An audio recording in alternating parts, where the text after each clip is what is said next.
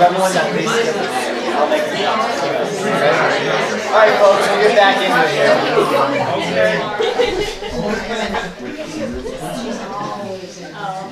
Okay, so I looked in my backpack and I looked up in the car, and I just can't get my hands on my sign-in book right now. So the fellas here are kind enough to pass around a piece of paper. And all it is name and email, and the only important one is name. And if you're real squeamish, you can just do name and last initial, right? So the way I need that, because like organizations like American Majority exist on the graces of several donors, and you have to say, hey, we talked to all these great people, and they'll say, well, who were they? And you have to be able to give a list of names, even though they're not necessarily interested in the particular names. They just like to, and even as an organization, we like to keep track of who we've talked to where. And then someday, if you do something really great, maybe we'll take credit for it. That's the way the game works. But anyway, so that's passing around. So we've talked a little bit about people and the process of government, not as much about the process as we did about people. And we'll come back to them actually just a little bit later. But there's a word I've used several times, and it's worldview. And it's a word that is not a purely Christian word, but it's one of which Christians have hijacked. So before we go any further, I'd love to have a good definition of what a worldview is. So who can tell me what a worldview is? Someone who hasn't answered a question before. Or we'll go to these guys. Yeah. A worldview is the way that you, perceive things and the way you think about what's around you. Yeah, and it's the way you see the world. Basically, your worldview is how you view the world. It's right there in the name, right? So a worldview is something that every single person in the world has, but not every single person understands what a worldview is, or even understands that they have one. And the most common example you guys have probably heard is like tinted pair of glasses. I look at a mostly white wall with red tinted glasses, it's going to look red. And my buddy will have yellow tinted glasses, and we'll argue forever about what the true color of the wall is and what needs to be changed. It's not what we see, it's how we see it. And that's how important worldviews are, and that's how important they are to politics. And the question you have to ask yourself is, what's yours? Because the way you understand the world changes how you interact with the world, even if you do not understand what you believe. Lots of people don't know what they believe, but they believe something. Like, they can't tell you what they believe, but they do believe something. And then it leads to very particular ways that they live out their life. Think about it. That's exactly why two people who get into the very same type of thing on different sides of the country can end up acting an awful lot like each other without ever having had any sort of contact with each other. That's how powerful worldviews are, how it makes types of people, right? And you guys have probably all noticed this, but maybe never quite put it into words, that the way a person thinks absolutely affects every single thing about them. And it shows, and it absolutely shows over time. But anyways, the heart of politics is really the worldview conflict.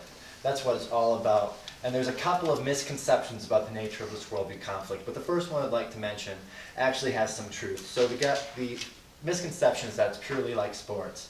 You want the same thing, but just for yourself. You want power, or rather you want points, you want yardage, whatever happens to be in that particular sport. You have to get it so the other person can't have it.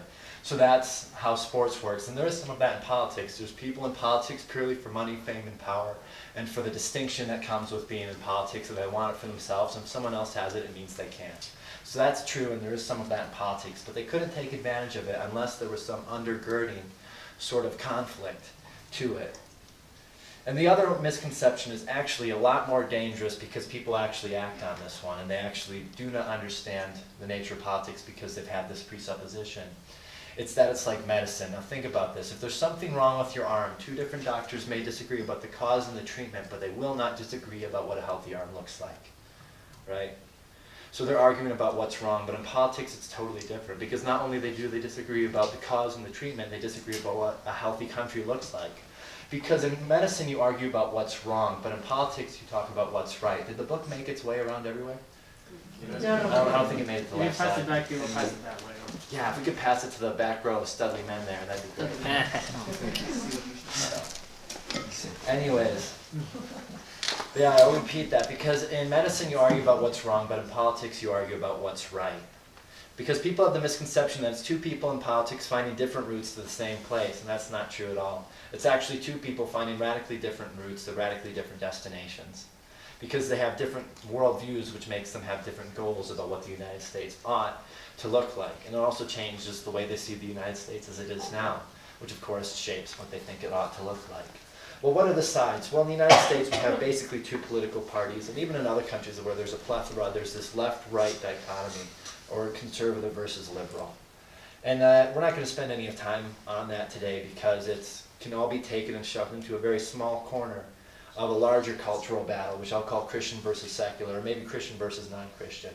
And in the United States, it's a little more clearly drawn than a lot of other countries. But in the United States, there's not just basically two worldviews in politics, there's way more than that.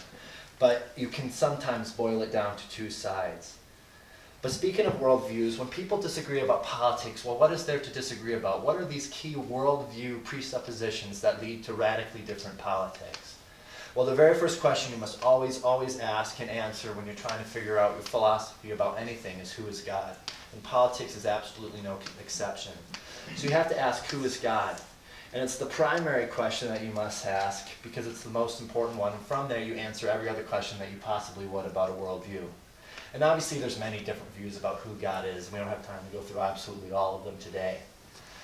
But let's boil it down to two main ones in American politics. An involved, loving, moral being like the God of the Bible, or no God at all, or no involved God. So someone who believes in God is a theist, right? If you believe in only one God, you're a monotheist. If you don't believe in God, you're an atheist, right? But who can tell me someone who believes in some sort of God or God-like force that created the world but then stepped back? So for all intents and purposes, there is no God. Is that agnostic? No, an agnostic is like, is there a God, is there not? I don't know. So that's a good guess. That's actually the most popular guess. I get that answer a lot more than the right answer. So you're in good company. Starts with a D. Deist? Deist, yeah, you guys got it. So it's a deist. So a deist is someone who believes there was some God who stepped back and just went away. But for purposes of politics, there's no God involved, right? So there's really no moral being that's engaged in the affairs of men. So as a result, you go ahead and live as if there was no God, because that's intellectually valid, because you've already made that presupposition. But like I said, it's the most important because something needs to be God. If God's not God, then you'll be God, or the government will be God, or the biggest kid on the block is going to be God, because it's always going to default to something. And you take away the parent, the babysitter becomes God. So usually it's government that fills this void. And you need to build a moral framework around something. There must be some moral framework that society is built on, even if it's a framework that says there is no framework. So there's got to be an underlying worldview to all societies. And real quick, we're not going to spend a lot of time on it. We're going to talk about if America's founding was deistic, as in deism, right? There was a God, but for all intents and purposes, there was no God. And it's important for a couple of reasons. The first one here is that the founding of a nation matters. And the way you found a nation dictates where it will go. And it's a lot like having a bottle rocket. You have a bottle rocket, you launch it, it's going to go that particular way at the outset. It's going to veer at any given point, usually. But there's going to be a general trend, at least at the beginning, and governments are much the same way. If there's a truth, or if there are values that governments are set on, they're going to go in a trajectory set by those values. And I just want to address that there's a large school of thought. In fact, it's probably the prevailing school of thought that America's founding was an escape from God. That somehow it was the founding fathers realized, oh, we can be deists now, and they created a government based upon that presupposition. And that's untrue. That's not how it happens. If you really want a revolution that's more of an escape from God, you can travel to France and the bloody revolution they had over there. But I just got some quick quotes, and we could have spent the entire time talking about the perspective of maybe just one founding father, and several of them are very interesting. And you can't take them all as a single person, right? For example, Benjamin Franklin was probably one of the more deistic of the founding fathers, wrote a very deistic pamphlet as a young fellow. And he got old enough and wise enough to collect every single one he could and have them burned. So you can't take them all as a whole. But here's just some real quick throats, because I'd like you guys to see them and have them in your mind. And the first one is that John Quincy Adams says, my hopes of a future life are all founded upon the gospel of Christ. Not deistic, because if you're a deist, you can't name God, he's unknowable. Abraham Clark said, our fates are in the hands of an almighty God to whom I can with pleasure confide my own. Now, if you're a deist, you don't with pleasure anything to God, because not only is there some part of you which may live forever, there is no one tending to it. So the world of a deist is actually far more terrifying than the world of an atheist, because then if you're an atheist, you can at least count on oblivion. And Benjamin Rush said, I've alternately been called an aristocrat and a Democrat. It doesn't mean Democrat Party, it wasn't around yet. But he says, I am neither. I'm a Christocrat. The one label he wanted on his politics was Christ. And then Patrick Henry said, the Bible is a book worth more than all the other books that were ever printed. And that's really noteworthy because, one, Henry was sometimes criticized as being not devout enough. And two, he was one of the most successful lawyers in the entire colonies. So he was so educated that he would have known a lot of books. But he's saying, hey, I'll throw them all away for the sake of one. But once we ask that question, who is God, then we then have to ask the question, who is man? Because from there we're able to answer all the questions that, from the question we ask, who is God, we have to flesh out the other questions. So we then ask, who is man? And from there we have to answer all the questions that pertain to humans as people, because who you are matters to your politics. Are humans valuable? What makes them valuable, right? And we're going to go through this. But the best way for me to illustrate that human nature must be understood by governments is with another true story. And this is an artist's rendering of what Jamestown Colony might have looked like out there in Virginia. Now, Jamestown Colony was founded in 1607 with like 103 settlers. But by the end of the very next winter, all but 30 of them had died of starvation and disease. Well, what's happening? Well, it gets worse because 2 years later, in 1609, they sent 500 more settlers, but by the end of the very next winter, a time in which they called the starving time, all but 60 of them had died of starvation and disease. But here's the kicker. They're on the most fertile ground they'd ever seen in their entire life, next to rivers and woodlands teeming with wild game. They shouldn't be starving. So what's happening is that they've got a poor system. So 2 years later, they send a fellow by the name of Sir Thomas Dale, who's to be in charge, and John Smith of Pocahontas fame. But Sir Thomas Dale's in charge. He makes a lot of changes, but he makes one that's noteworthy to our discussion today. Because prior to this, they had a common store system. Every man gave as he could and took as he needed. In other words, you go in the woods, you shoot a turkey, you bring it back, you split it 500 different ways. So communism having been tried and failed, they went to a different system. So what they did is they instituted private property. They gave each man, and women too, it was complicated. Were you married, were you unmarried, stuff like that. But they gave people private property rights.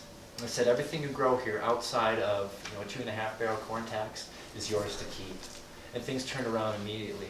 Now, of course, it's still rough to make a colony, but one of them wrote in their journals that we now accomplished with 3 men more than we had with 30 before.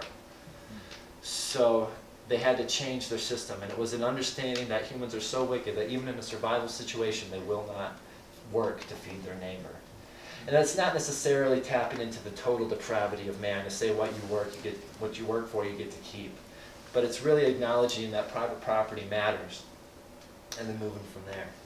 So yeah, human nature matters to governments. And in Jamestown, a misunderstanding of human nature played to the death of literally hundreds. And that's in a very, very small government. We've seen misunderstandings of human natures lead to the death of millions. But on the topic of human nature, before we go any further, I want to talk about our 2 main worldviews, right? Because that first question either involved loving moral being like the God of the Bible or no God at all. Let's start from the Christian worldview.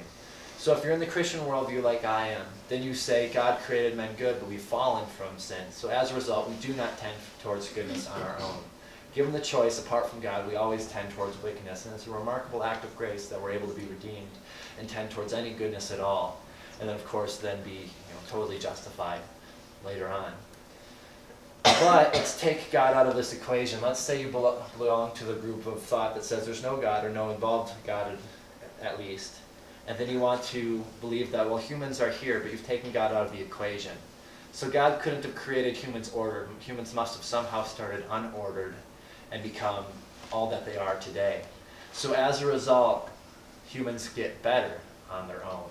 Because if you believe they were, scum or nothing, and they've somehow become what humans are capable of today, which is a remarkable thing, you get this idea of progressivism, human progressivism, the idea that humans all on their own get better.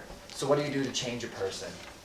You create better sort of circumstances. If someone's doing something wrong, it's because society has given him an ill turn somewhere along the way. But that's entirely not the way it works. There's an old, saying that goes, if you find a man stealing railroad ties, you pull him out of that situation, send him to college, and educate him.